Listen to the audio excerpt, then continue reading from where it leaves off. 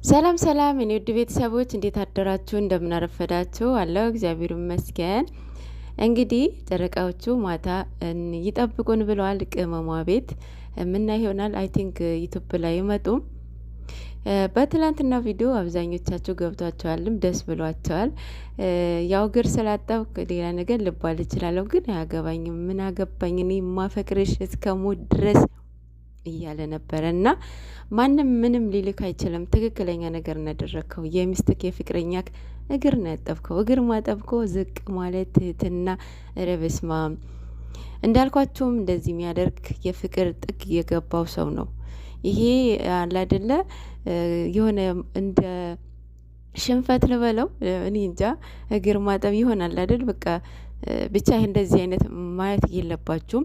ሚስት ብቻ ነች እግር ማጠብ ያለባት የምትሉ ነበራችሁ። ይሄ የኋላ አስተሳሰብ ድሮ ራሱ ባልም ያጥባል አይደል? ሚስት ራሱ ባልዋን ሳታይ ነበረ እንኳን የሚያገባት አይደለም። ስለዚህ የድሮ ሲጀመር መጽሐፍ ቅዱሳዊ ነው እና ልክ ነህ ብሩክ ያለማየሁ ልጅ ምንም ማንም ሊልህ አይችልም ማለትም የለበትም።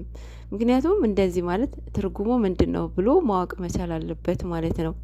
የሚስቴ እግር ባጥብ የባሌ እግር ባጥብ ምንድነው ብሎ ማወቅ መቻል አለበት መጀመሪያ ማለት ነው።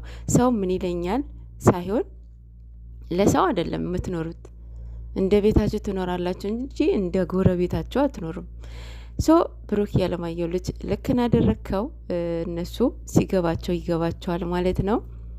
ባይዞ ብዙ ነገር ተማሩባቸው ማርያምን። አሁን ሁለቱ በጣም እልህኞች ናቸው አይደለ? ሲጣሉ ሴት ልጅ አሁን በቃ አልፈልግህም ከህይወቴ ውጣ ምናምን ስትል ከልቧ እንዳልሆነ በብሩክ መማር ትችላላችሁ። በመጀመሪያ ደረጃ ሁለቱ በደንብ ይተዋወቃሉ። አሁን ቅመምዬ ከህይወቴ ውጣ በቃ አልፈልግም ትለው ነበር አብዛኛው ጊዜ ማለት ነው። ግን ደግሞ እሱ በቃ ከልቧ እንዳልሆነ በደንብ ገብቶት ነበረና ትሪት እንዴት ማድረግ እንዳለበት አይታቸዋል። ተማሩ እመቤቴን። በቃ ከሆነ ነገር ሰጣ ገባ ገባችሁ ተጣላችሁ ወደ ሌላ ሺፍት ማድረግ የሚቀናችሁ አላችሁና ይሄ መሆን የለበትም። የእሷም ህይወት ያንተም ህይወት ነው የምታበላሹት ማለት ነው። እና በጣም ይደብራል። ትናንት ኤፍሬም እያየሁ ነበረ። ኤፍሬም ክፉ መናፍስት ተጫወቶብኝ ነው ምናምን ብሎ እየሰከሰ ነበረ።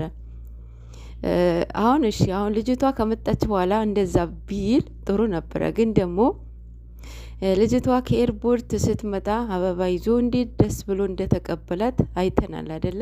የዛኔ የሆነ ነገር አድርጋው ነው ሊባል ይችል ነበረ፣ ግን አይደለም። እና ሴት ልጅ እቃ አይደለችም።